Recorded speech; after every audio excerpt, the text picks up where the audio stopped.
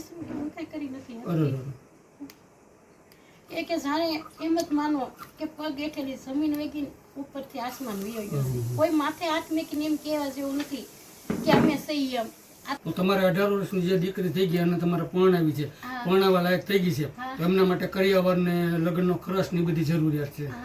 અને ખાસ તમારે અત્યારે આ તમારું પોતાનું ઘર નથી તમારા મારું જોશનાબેન નીતિનગીરી ગૌસ્વામી પરિવાર છો હા ગૌસ્વામી પરિવાર હા બરોબર ને મારા સસરાનું નામ ફૂલગર બાપુ હતા બરોબર ને અમે અહીંયા 6 વર્ષ આવ્યા આ બધું અમારા મોટા ભાઈનું છે રામગીરી ફૂલગીરીનું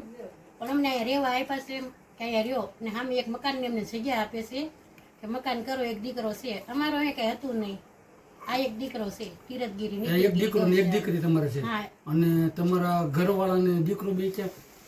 અહીંયા સમાધિ દીધી ને બે પાછા થયા છે મારે કેટલો સમય થયો આ કાલ છે ને 17 તારીખે 7 વર્ષ થયા 7મું વર્ષ બેહી જાય ને દીકરાને 6 વર્ષ થયા દીકરાને 6 વર્ષ વરસ દીના વેળાએ બાપ ને દીકરો બે વિયા ગયા છે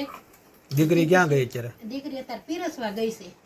પીરસવા એટલે મજૂરી કામે જાય છે હા આ વાણિયા લોકોનું આવે કે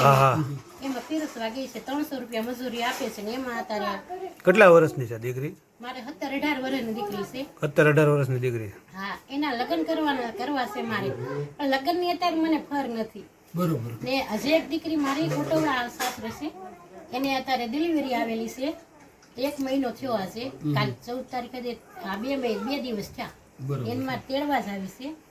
પણ એટલી પરિસ્થિતિ નબળી છે કે મારી પાસે કોઈ વસ્તુ બની શકે એમ નથી હું મદદ ઘણી કરવા માંગે જાય છું કે મને 5 પૈસા કોઈ દે કોઈ આ કરે અત્યારે મારા પાસે ઘીની ફર મારી પાસે નથી થતી મારી દીકરી તમે કામ ધંધો કરી શકો કે હું કામ ધંધો મને આ સાતી પાકેલી હતી કે નહીં 3 વર્ષ મારી સાતીમાં ડાયાબિટીસની હિસાબે હારી નહોતી થતી અત્યારે કામ કરવા કઈ સાવ તરત મને ગાંઠિયા થાય તો અમને હું કામ કરવા ગઈ 4-5 દી કામ કર્યું તો મને પાછો દુખાવો થવા મળ્યો એ કામ નથી થતું મારથી અત્યારે તમારે વધારે શું મદદની જરૂરિયાત છે અત્યારે તો મારી દીકરીને હાસવી છે કેમ કે એને મારે લાવવી છે 2 ભાણીક્યું છે ને આ દીકરીના લગ્ન કરવા છે ને અત્યારે તો મારે આટલી ઘરમાં કોઈ વસ્તુ મારા ઘરમાં છે અત્યારે જો જેટલી મદદ કરો એટલું ભોળો નાથ તમને જાજુ દેહે ને હું તો એક દુખિયાળી છું માવતર નથી મારે ને મારો દીકરો એક જ મારો જીવન છે આ દીકરો તમારે કેટલું ભણે છે કેટલું ભણે બેટા 7મું ભણે છે સરકારીમાં ભણે સરકારીમાં પછી તારા સોપડા ને બોપડા ને એવું બધું લાવવું તો કોણ મદદ કરે મમ્મી મદદ કરે બરોબર તો તમારે આ સોપડાનું તમે કઈ રીતે કરતા આવું જાવું પડે કોકને કેવું પડે કે મને તમે કાંક આપો તો અમારા દીકરાને ભણાવો મારી પરિસ્થિતિ એટલી નબળી છે કે હું કઈ કરી નથી એ કે જાણે એમ જ માનો કે પગ હેઠેલી જમીન વેગી ઉપરથી આસમાન વયો ગયો છે કોઈ માથે હાથ મેકીને એમ કહેવા જેવું નથી કે અમે સહી એમ આ તો ભાઈના ને ભાભીના પ્રતાપ હારા કે અમે અહીંયા સહી એમ નકર અમારા મા દીકરાનું શું થાત મારી દીકરીનું શું થાત તો તમારે 18 વર્ષની જે દીકરી થઈ ગઈ અને તમારે પરણાવી છે પરણાવા લાયક થઈ ગઈ છે તો એમના માટે કરિયાવર ને લગ્નનો ખર્ચ ની બધી જરૂરિયાત છે અને ખાસ તમારે અત્યારે આ તમારું પોતાનું ઘર નથી તમારા જેઠે તમને રહેવા દીધા છે અને તમારે પોતાની એક ઘરે પણ બનાવવું છે તો આપણે સાધુ સમાજને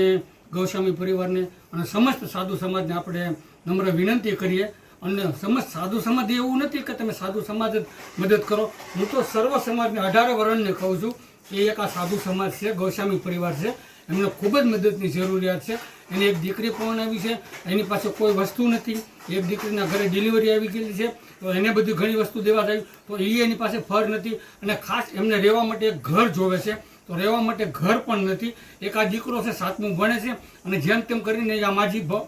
ભણાવી રહ્યા છે અને ટોટલી ખર્ચો અત્યારે એમની જે દીકરી છે 18 વર્ષની એ દીકરી અત્યારે વાસણ ધોવા સાફ ધોવા અને પીરસવાની એવું બધું કરવા જાય છે અને એમાંથી 300-400 રૂપિયા કમાય છે 300 છે 300 છે ને 300-400 રૂપિયા જેવું કમાય છે અને લાવે છે ને એમાંથી ઘર ગુજરાન ચલાવે છે તો અમારા દર્શક મિત્રોને તમે શું કહેવા માંગો છો અને તમારે શું વધારે મદદની જરૂર છે મને તો અત્યારે એટલી મદદ કરો કે મારી દીકરીનો ખાટલો હાસવી બીજું તો હું તમે મારા ભાઈ માવતર છો અત્યારે મકાનની જરૂર છે તમારે મકાનની મારે બહુ જરૂર આમાં મારા દીકરીને લાવી કેમ લાવું હું આ ભાઈનું નેનું છે પણ આમાં તકલીફ છે હાવજની ને એની બેગ છે અહીંયા ને બીજું કાંઈ થઈ શકે એમ નથી બહાર ખાટલો રખાય એમ નથી હવે ખાલી 2 જ ખાટલા હમાય આમાં એને ખાવા માટે એની પાસે કોઈ વસ્તુ નથી જો 5 રૂપિયાના ગાંઠિયા લાવ્યા 5 રૂપિયાના ગાંઠિયા લાવી અને ગાંઠિયાનું શાક બનાવ્યું અને ડુંગળી અને બટેટા. આ ઘરની અંદર 3 શાક બને, એક બટેટાનું, એક ડુંગળી બટેટાનું અને એક ગાંઠિયાનું. બાકી એક પણ શાક વધારાનું બનતું નથી અને ભાખરી હોય. અને એ આપણું જે નોંધારાનો આધાર ચેરિટેબલ ટ્રસ્ટ અને માસી તમારી માટે છે ને એક અમારા અમેરિકાના દાતા છે, એને તમારે આટલું કરિયાનું મોકલાવું છે, પણ એને નામ દેવાની ના પાડી હતી, બરોબર?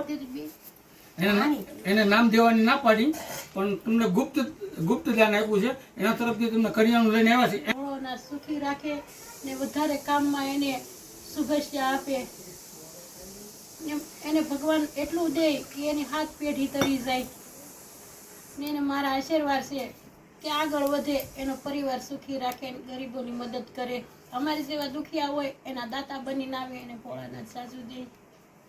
તો તમામ દર્શક મિત્રોને મારી નમ્ર વિનંતી છે કે તમે લોકો ફૂલની પાકડી આ નીચે આપેલા નંબરમાં અથવા સ્કેનરમાં, સ્કેનર છે ને હવે આપણું જો પર્સનલમાં જે દાન લેતો ને એ હવે આપણે પર્સનલ દાન લેવાનું બંધ કરી દીધું છે. અને ખાસ આવડા સ્કેનર જે આપેલું છે ને એ સ્કેનર આપણા ટ્રસ્ટનું છે કે જેથી કરીને જે કાંઈ હિસાબ હશે ને એ ટ્રસ્ટની અંદર હિસાબ રહે અને તમે જે કાંઈ પણ દાન કરશો ને ટ્રસ્ટની અંદર જ દાન થશે. અને તમે